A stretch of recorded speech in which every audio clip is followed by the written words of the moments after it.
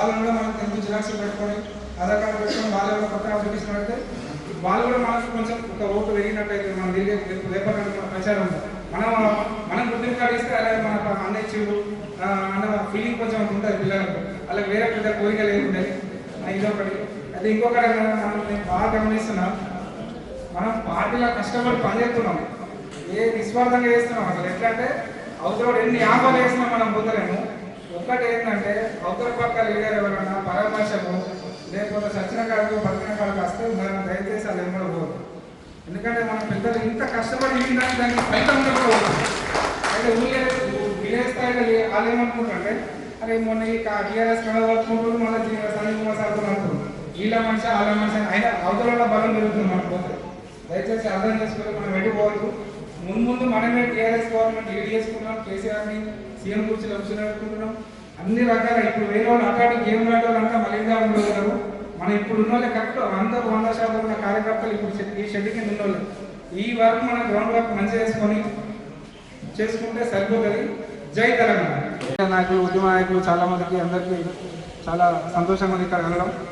అయితే మనం ఎక్కువసేపు దీన్ని సరైన ప్రోగ్రామ్ అనేది కొంతమంది వరకే తెలుసు అసలు ఎస్ఐఆర్ అంటే ఏంటి అనేది. మాకు మొన్న 10వ వార్డు 11వ వార్డు సందీప్ నాకు ఇన్ఛార్జ్ ఇచ్చారు మన టౌన్ ఎలక్షన్ రోజు. ఇస్తే ఏమైందంటే 10వ వార్డులో 21 మంది అవుట్ ఉండేది. మనకు ఒక పార్టీ ఫండ్ కానీ లేకపోతే ఖర్చులు కానీ తిరగడం కానీ ఒక 20 ఇళ్లకు కొందరిని 30 ఇళ్ళకు కొందరు అని మాకు అలాట్మెంట్ ఇచ్చింది. చూస్తే 21 ఓట్లు కనబడతాయి. ఊరైనా 1400 ఓట్లు. అదే ఇంత సందర్భం ఏంటంటే 21 ఓట్లలో ఆధార్ కార్డు మన ఊరు కూడా అలా చేసుకుంటూ కొందరు చనిపోయిన వాళ్ళకి కొంతమంది ఉన్నాయి వాళ్ళని తీసేసుకుంటూ కొంతమంది మార్పులు చేస్తూ కొన్ని పేర్లు రాజలింగన ఉన్నాయి. అవి కూడా ఆధార్ కార్డు ఎట్లా అట్లా చేసుకున్న అవకాశం కూడా ఇప్పుడు ఇచ్చింది. దాన్ని మార్పులు చేసుకొని వాళ్ళ బుకింగ్ కార్డు జగన్ సెట్ చేసుకుని దగ్గర మన బూత్ వైజ్ ఒక్కొక్క బూత్ తీసుకొచ్చారు. అలా మ్యాక్సిమం అలా మనకు తెలిసిన వాళ్ళు ఉంటారు. మన ఊళ్ళలో అయితే మనకు తెలిసిన వాళ్ళే ఉంటారు. వాళ్ళని చూసుకొని సెట్ చేసుకొని మీటింగ్ ఇచ్చేసినటువంటి మన ముఖ్య అతిథులు పెద్దలు అన్న జీవనన్న గారికి, మరి అదేవిధంగా మన జగిత్యాల జిల్లా తొలి జెడ్పీ చైర్పర్సన్ అక్క దావ వసంత్ అక్క గారికి, మరి అదేవిధంగా జెడ్పీ వైస్ చైర్మన్ హరిచంద్ర అన్న గారికి, మరి వేదిక మీద ఉన్నటువంటి నాతోటి సర్పంచ్, మరి వివిధ గ్రామాల నుంచి వచ్చేసినటువంటి ముఖ్య నాయకులకు కార్యకర్తలకు అదేవిధంగా మాజీ ప్రజాప్రతినిధులందరికీ కూడా నమస్కారాలు తెలియజేసుకుంటూ మన నెల రోజుల నుంచి మన బీఆర్ఎస్ పార్టీకి సంబంధించిన ముఖ్య నాయకులు అన్ని నియోజకవర్గాలలో ప్రభుత్వం కాంగ్రెస్ ప్రభుత్వం ఏర్పడి 2.5 సంవత్సరాలు అవుతుంది. మరి ఈ 2.5 సంవత్సరాల వారి వైఫల్యాలను మరి మీద అన్ని నియోజకవర్గాల్లో మన పార్టీకి సంబంధించిన పెద్ద నాయకులంతా కూడా మీటింగ్లు ఏర్పాటు చేయడం జరిగింది. మరి దాని లోపల ప్రజల్లో ఎట్లుంది అని అంటే ఇప్పటికింటే ఎలక్షన్ పెడితే మన తెలంగాణ లోపల 119 నియోజకవర్గాల్లో దాదాపు 100 నియోజకవర్గాలు మన బీఆర్ఎస్ పార్టీ గెలుస్తుంది. తెలంగాణలో రేవంత్ రెడ్డి ఓడిపోవడానికి కూడా అక్కడ ఉన్న నాయకులు అక్కడ ఉన్న కార్యకర్తలు ఓడించడానికి కూడా సిద్ధంగా ఉన్నారు. మన జగిత్యాల నాయకుల్ని ఓడించడం మన పెద్ద సమస్య ఏం కాదు. మరి రేపు జగిత్యాల నియోజకవర్గం నుంచి ఎవరికి బీఆర్ఎస్ పార్టీ అభ్యర్థి అయితే వారి గెలుపుకు మనం అందరం ఐక్యతగా ఉండి కృషి చేయాలి. మరి అదేవిధంగా ఇప్పుడు నెల రోజుల పాటు మన గ్రామాలలో మన బూతులలో సన్ మీద మన ఇంటికి ఖర్చుకుంటా కాగితాలు ఇచ్చుకుంటా ఫామ్ ఫిల్అప్ చేసి అని చెప్పేసి సర్దేస్తారు. మన పార్టీ నుంచి ఒక బూత్ నుంచి ఒక 2 పేర్లు మనం సూచించినాం. ఆ 2 కూడా ఎవరైతే బిఎల్ఓలు వస్తారో వారితోటి మనం ఉండి మన కార్యకర్తలు మన ఓట్లు ఒక్కటి కూడా పోకుండా పెద్దలు కేటీఆర్ సార్ చెప్పినట్టు తమిళనాడులో కానీ వెస్ట్ బెంగాల్లో కానీ అక్కడ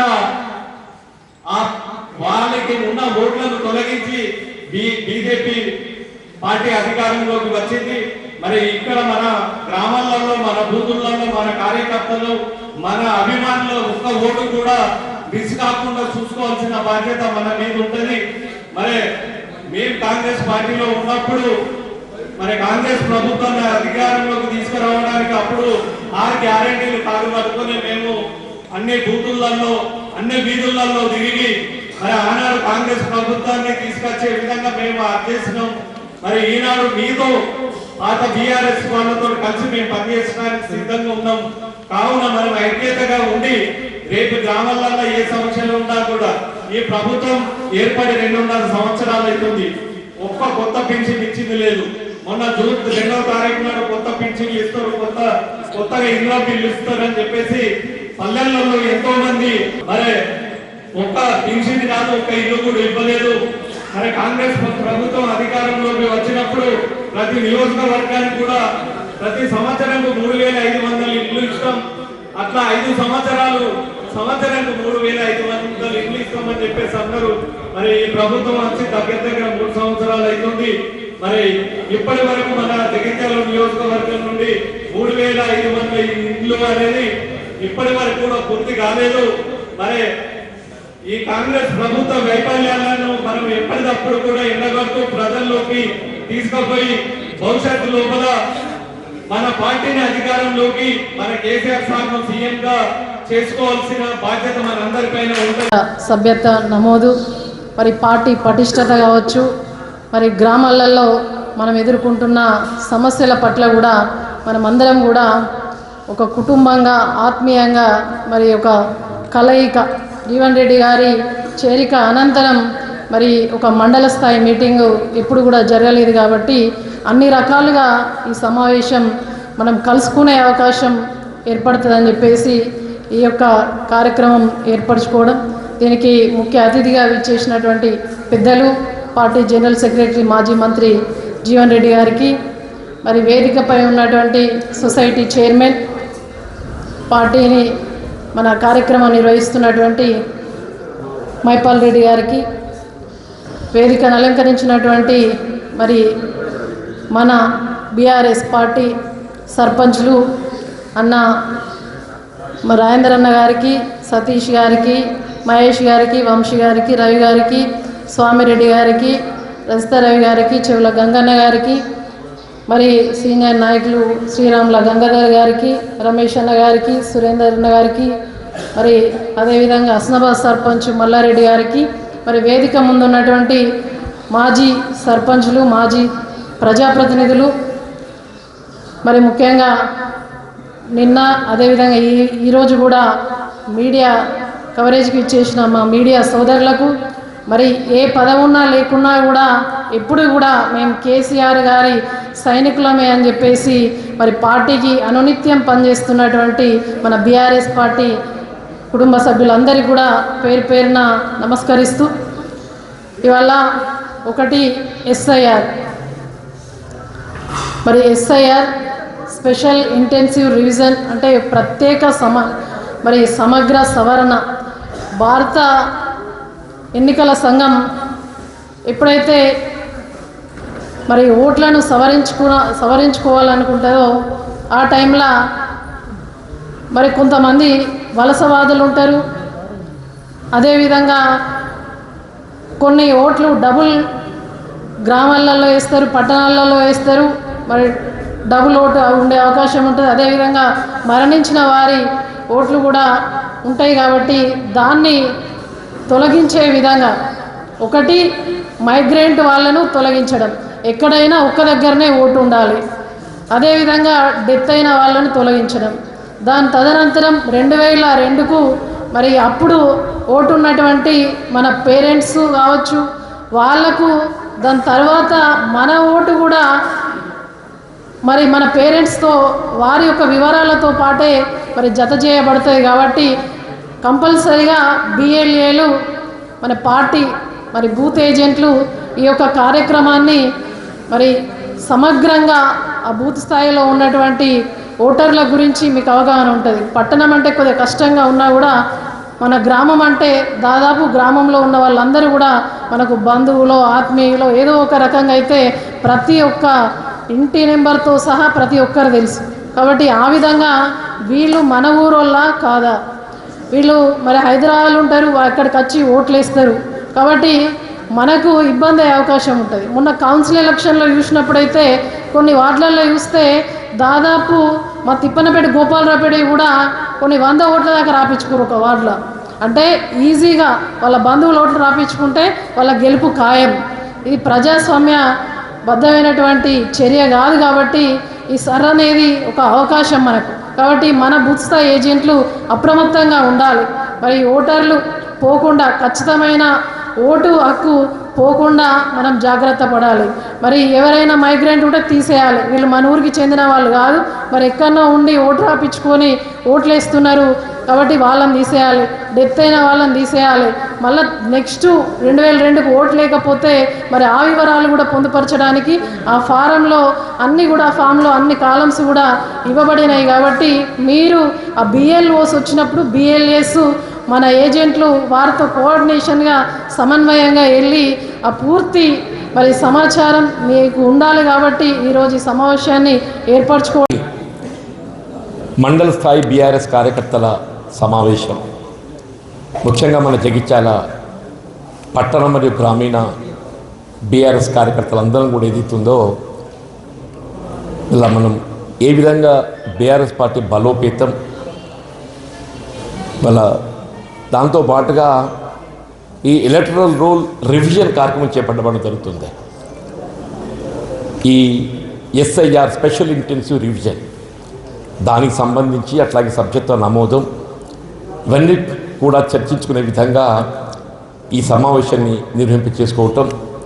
మరి సమావేశానికి అతిథులుగా విచ్చేసినటువంటి జగిత్యాల జిల్లా తొలి జిల్లా ప్రజా పరిషత్ అధ్యక్షురాలైనటువంటి సోదరి వసంత గారు, మిత్రులు జగిత్యాల ప్యాక్స్ చైర్పర్సన్ మహిపాల్ రెడ్డి గారు, సర్పంచ్ సోదరులు సీనియర్ సర్పంచ్ అయినటువంటి చెల్లెల్ గ్రామ సర్పంచ్ గారు అయినటువంటి రాజేందర్ గారు, కన్నాపూర్ గ్రామ సర్పంచ్ సతీష్ గారు, జాప్తాపూర్ గ్రామ సర్పంచ్ మహిపాల్ గారు, అట్లాగే నరసింగపూర్ గ్రామ సర్పంచ్ వంశీ గారు, కల్లపల్లి గ్రామ సర్పంచ్ రవి గారు, ఇంకా వేదికను అలంకరించినటువంటి మా సోమన్పల్లి గ్రామ సర్పంచ్ గంగన్న గారు, బెల్దుర్తి సర్పంచ్ రవి గారు, మిత్రులు సీనియర్ నాయకులైనటువంటి శ్రీరాముల గంగాధర్ గారు, గతంలో మండల ప్రజా పరిషత్ అధ్యక్షుల బాధ్యత నిర్వర్తించినటువంటి దార రమేష్ బాబు గారు, ధరూర్ గ్రామ సర్పంచ్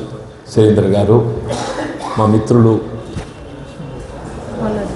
మల్లన్న అస్మాబాద్ గ్రామ సర్పంచ్ గారు, గతంలో ఏదైతుందో వివిధ హోదాల్లో బాధ్యత నిర్వర్తించినటువంటి ప్రజాప్రతినిధులు, బీఆర్ఎస్ ఇవాళ ఉద్యమ సైనికులు, పాత్రికేయ సోదరులకు అందరికీ ఉదయపూర్వకంగా నమస్కారాలు చెప్తూ ఎస్ఆర్ స్పెషల్ ఇంటెన్సివ్ రివిజన్ గురించి ఇప్పుడే వసంత గారు అంటే చాలా వివరంగా చెప్పడం జరిగింది.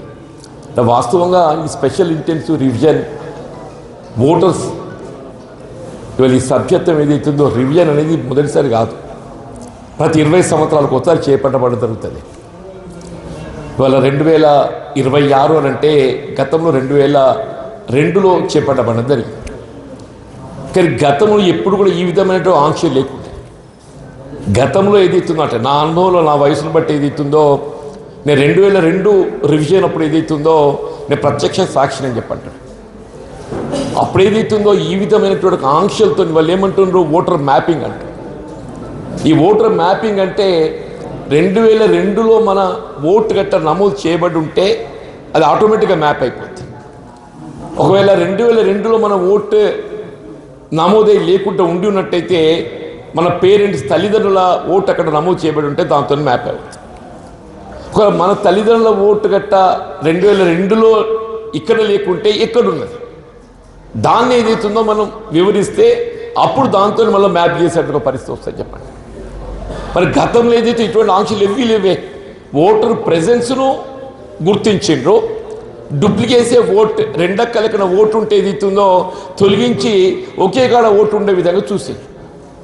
ఇప్పుడు ఏదైతుందో మరి కేంద్ర ఎన్నికల సంఘం ఈ విధమైన ఆంక్షలు నిర్బంధంతో అందరూ ఏదైతే ఒక భయానక వాతావరణం గురి చేస్తుంది, ఒక భయానకమైన ఒక వాతావరణం గురి చేస్తుంది. ఇప్పుడు ఉదాహరణ మన వెస్ట్ బెంగాల్లో ఎన్నికలు జరిగితే 30 లక్షల మంది తొలగింపబడ్డ ఓటర్లు వాళ్ళకి అప్పీల్ చేసుకునే ప్రొవిజన్ ఉంటుంది. ఇప్పుడు మనకు కూడా ఏది ఇస్తుందో 1 అక్టోబర్ ఫైనల్ నోటిఫికేషన్ తదుపరి అప్పీల్ చేసుకునే ప్రొవిజన్ ఉన్నది. అక్కడ ఏది ఇస్తుందో అప్పీల్ చేసుకునే ప్రొవిజన్నే వాళ్ళు కోర్టును ఆశ్రయించిన తదుపరి ఆ కోర్టుకి వెళ్ళి తీర్పు రాకముందే ఏదైతే ఇక్కడ ఎన్నికలు జరిగిపోయింది. కోర్టుకి వెళ్ళి తీర్పు రాకముందే ఇక్కడ ఎన్నికలు జరిగిపోయింది. 30 లక్షల ఓట్లు అంటే దాదాపు ఆన్లైన్ యావరేజ్ ప్రతి నియోజకవర్గంకి ఒక 10,000 ఓటు ఏది ఇస్తుందో వాళ్ళ అర్హత ఉండి కూడా వాటి ఓటు వేసుకునేటువంటి అవకాశాన్ని మరి తొలగింపజేసిందని చెప్పంటాం. సరే, మన పరిస్థితి ఆ విధంగా ఉండకపోవచ్చు, ఎందుకంటే మనకి ఇంకా ఎన్నికలు ఇంకో 2 సంవత్సరాలు ఉన్నాయి కాబట్టి మనం ఆ విధంగా ఏదైనా సమస్యలు వచ్చిన దాన్ని ఓవర్కమ్ కావచ్చు. కానీ వాళ్ళు ఏదైతుందో కేంద్ర ప్రభుత్వం దీనికి ఈ గైడ్లైన్స్ రూపొందిస్తుంది. ఈ గైడ్లైన్స్ రూపొందింప చేయడం లోపల భారతీయ జనతా పార్టీ ఎంత బాధ్యత ఉంటుందో ప్రతిపక్ష పార్టీగా బాధ్యత నిర్వర్తిస్తున్నటువంటి కాంగ్రెస్ పార్టీలో అంతే బాధ్యత ఉంటుంది. ఇప్పుడు ప్రతిపక్ష పార్టీగా బాధ్యత నిర్వర్తిస్తున్నటువంటి కాంగ్రెస్ పార్టీ నువ్వు 2002లో అమలు చేసేటువంటి విధి విధానాలు కాకుండా నువ్వు దానికి అదనంగా ఈ నిర్బంధ ఈ ఆంక్షలు ఎందుకు విధించినట్టు దాన్ని ప్రశ్నించి ఏదైతుందో అక్కడే గట్ట మార్పు చేయగలిగి ఈ నిబంధనలన్నీ తొలగింపజేసినట్టయితే ఈ సమస్యలు ఉండకపోతుంది.